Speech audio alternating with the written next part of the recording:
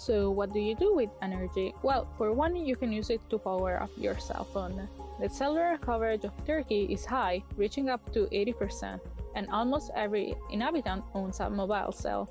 Together, the three main operators in Turkey, which are Turk Telecom, Turkcell, and Vodafone, are able to cover the entirety of the territory, though their coverage differs from one another. As expected, many of the urban areas are covered by fast cellular networks, while the poorer southeast side and agricultural lands are mainly offered only GSM and 3G. Now, cellular and internet are not the same, and in the case of Turkey, not even equal. While 90% households have internet access, the internet penetration of the country is not as high, only reaching up to 79%. The internet is mainly used for social media, with Facebook, Instagram, and Twitter being the most popular. These same social media websites are also used as major source of news, with 69% preferring Facebook and 30% Twitter. Apart from social media, Turkey has seen a recent rise in online shopping, the far both products being clothes at 60%, followed by books and ready-to-eat deliveries. Though Turkey's internet network is expanding, there have been recent reports of blackouts near the urban areas, and the ability to connect to it is facing serious threats. As much as 45% of urban Turkey doesn't trust most news, which will explain the high usage of social media websites as news sources. When analyzing the political affiliations of the top 10 traditional news, almost all owners of the platforms are affiliated with the government. The shutdown of social media has been happening prior to Erdogan's rise to power, though it intensified after the failed 2016 coup, as the government passed into law an internet kill switch. Observing Erdogan's history, he has taken steps that align with the path to dictatorship. Gaining complete control from the citizens have supported him. Mustafa Ataturk, who had liberated Turkey, had the same level of control over the nation, but the outcome was very different. Ataturk prioritized secularism, which propelled the country forward, yet Erdogan continues to force his religious beliefs through governmental policies, progressing the nation, forging tension and miscommunication. Both Ataturk and Erdogan isolated the country, creating a barrier for any global relationships to foster. However, Ataturk had always planned to integrate the country with Western powers. Previous coups d'etats have risen from these situations and will continue to happen if action is not taken. The pattern of political unrest woven into the fabric of Turkish history portray a country that is overwhelmingly polarized. Turkey has experienced a total of 5 coups, most recently in 2016 under Erdogan's presidency. The group blamed for this failed attempt is a Kemalist peace at home council structured by secular Turks and military leaders. As a majority of the population rallied behind Erdogan, he urged his citizens to take back their country in an infamous FaceTime call aired on the Turkish news platform. This act of nationalism gained Erdogan popularity, evident in 2017's referendum. The referendum detailed Erdogan's absolute power. He now controls the military and the budget and extends his term until 2029. The global cost of violence is the equivalent of 10.6% of the world's GDP. To place that in perspective, that's worth $1,988 per person on this planet, totaling $14.78 trillion annually. Violence creates patterns of interruptions which have tremendous effects, in particularly on smaller economies such as Turkey, which accounts for less than 1% of the world's economy, yet 13% of Turkey's GDP is consumed due to violence. Globally, militarization, internet security, incarceration, and homicide are the leading cause of violence. Apart from being the energy corridor for Europe, Turkey also acts as a route for smuggling of cocaine from Afghanistan and migrants from the greater Middle East countries. The implications of violence, both in the short and long term, impose a substantial economic cost on society. The ecological impact of political rifts over the control of natural resources and territory has created global instability. These instabilities are further compounded due to war, civil unrest, armed conflict, and terrorism. Larger economic powers such as the US, Europe, and China contribute and benefit from these instabilities, yet suffer the least from its effects, while 28% of the cost of violence in the Middle East and North Africa is directly related to armed conflict and terrorism.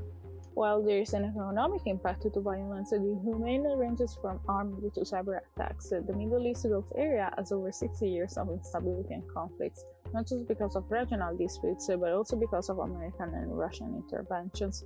COVID-19 has also exacerbated some of these, such as armed groups taking advantage of the pandemic in Syria and Iraq. The same countries are also the highest ranked in the minorities under threat level, and one of the minorities are the Kurds, which are persecuted by not just the Syrian government, but also the Turkish and Iraqi. There are three major migrant smuggling circuits in the world, the first one coming from the Caribbean and South America, mainly from Mexico, and headed towards the US and Canada. The second one is from Southeast Asia and headed to Europe and other parts of Asia, in particular Thailand. The third circuit are African and Middle Easterns who try to reach Europe, mainly through the Central Sea route towards Italy, and the Eastern Land route, which involves being smuggled across the majority of Turkey borders. Nowadays, many Turks' destination is Canada, though through the 50s and 90s it was Germany. The political unrest in the Gulf region and the aftermath of the Arab Spring have become the main motivators of today's migration of Turks and other Middle Eastern refugees. What exactly can be a cause of conflict? Isn't it the Shia and Sunni divide in the Middle East? In part, yes, but if we take a closer look at some of the government alliances, what you notice is that the resources are what is generating much of the conflict in the region. Extending from the Caspian Sea to the Gulf of Oman, the aptly named Oil Corridor is rich in oil and gas deposits. Of all pipelines that run through Turkey, only one ends directly inside its territory, that one being owned by the Iraqi Kurds, which could justify the friendly relationship between them and the Turkish government. The interest in the corridor is only growing, as it is estimated by 2040 the Middle East will account for 34% of global liquids outputs. On the topic of alliances, there are not many between Middle East countries, Western powers, and minorities. In particular, the Turkish government is at odds with almost everyone, and though they support the Kurds of Iraq, probably for the pipe mentioned before, the same cannot be said for the same ethnic minority in Syria. Apart from political tensions, there are more than 40 active conflicts in the world, and 5 genocides are still going on. Middle East countries experience the RIS armed conflict-related fatalities to this day, and the fifth generator of such fatalities is the Kurdish-Turkish conflict, a genocide undertaken mainly by the Turkish government. Though armed and trade conflicts within the region have forced many to seek asylum in Turkey, the rise of nationalist sentiment within the country and escalating violence has fostered social instability.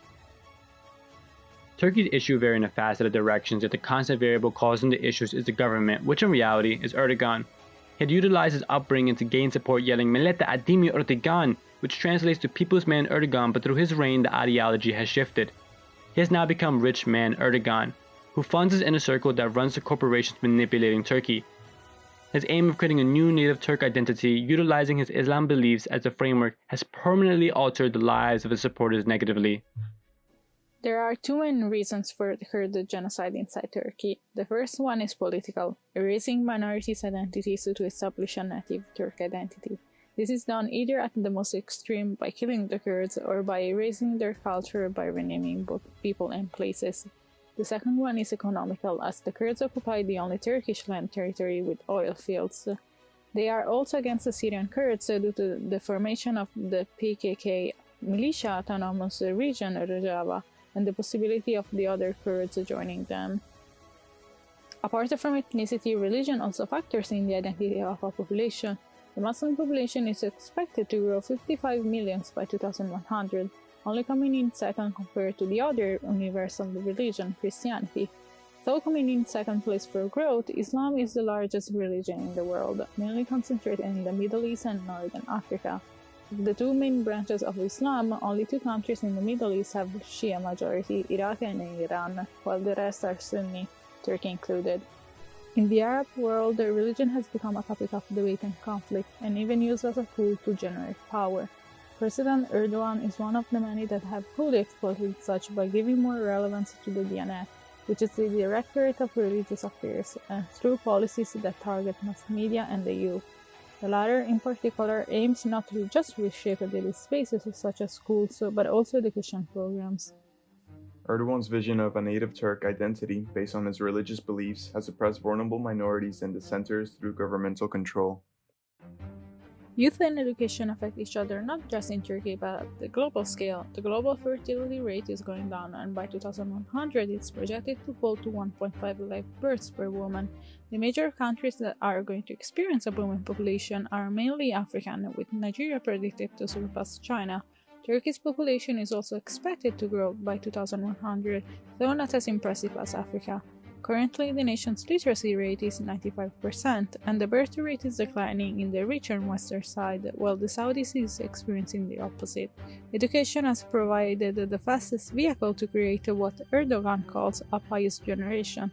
Major investments have been made to build religious schools throughout the country, and the government plans to build more in the less literate Kurd territory, the same area which is projected to have an increase in birth rates. These schools will not teach their students Kurd culture, further contributing to the erasing of identities. Economics in its most basic form is the extraction, production, and consumption of natural resources. A nation's ability to compete at a global and regional level largely depends on its economic output. The US and China account for over 30% of global GDP and use military and economic might to impose their will globally. Nations compete aiming to control natural resources and territories, thereby gaining influence to further their political and regional interests throughout the world.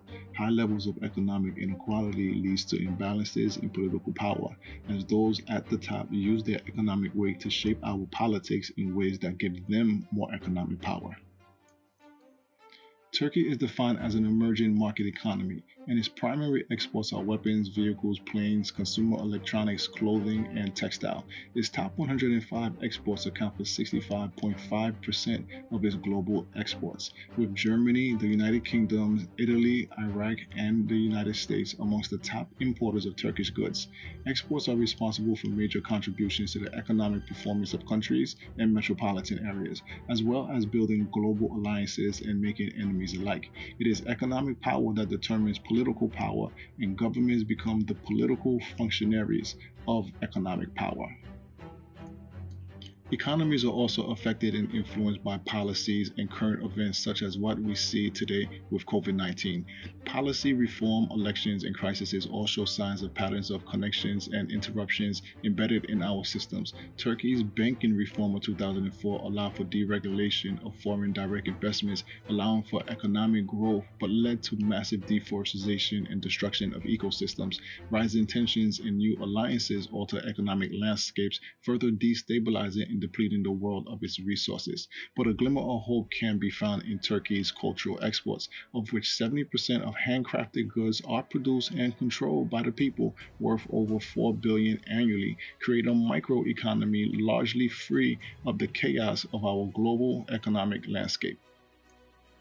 Historically, Turkey has always been a transitional corridor rich in biodiversity, natural resources, culture, and economic opportunities.